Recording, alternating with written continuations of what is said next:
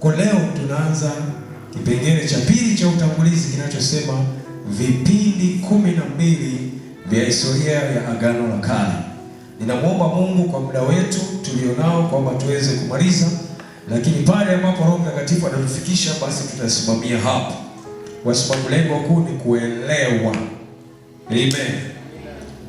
Kipindi cha kwanza kinaitwa kipindi kabla ya gharika.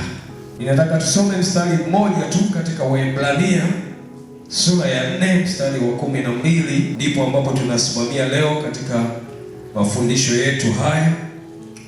Neno la Mungu linasema katika Waebrania sura ya 4 mstari wa 12 kwamba maana neno la Mungu li hai, tena lina nguvu, tena lina ukali kuliko upanga wao wote ukatao kuwili, tena la choma hata kuzigawanya nafsi na roho na viungo na mafuta yaliyomo ndani yake, tena ni jepesi kuyatambua mawazo na makusudi ya moyo.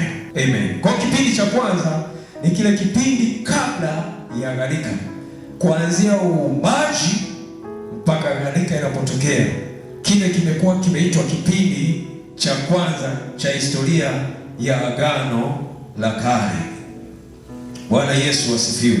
Na hiki kipindi kinapatikana katika kitabu cha Mwanzo sura ya kwanza mpaka ile sura ya 7.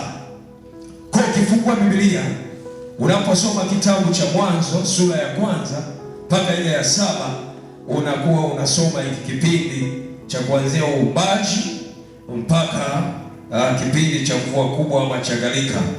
Nasema hivi, katika kipindi cha uumbaji utaona kitabu cha Mwanzo 1:2, Mungu anaumba mbingu, dunia na kila kilichomo ndani yake. Anaumba mwanadamu Adamu na Hawa, anaumba kwa mfano wa Mungu. Mwanzo wa kusudi la mwanadamu kuishi katika uhusiano na Mungu tunaona katika hiki kitabu cha Mwanzo 1 na Mwanzo 2. Lakini kipengele B katika kipindi hiki tunaona anguko la mwanadamu. Dhambi inaingia duniani kupitia uhasi wa Adamu na Hawa.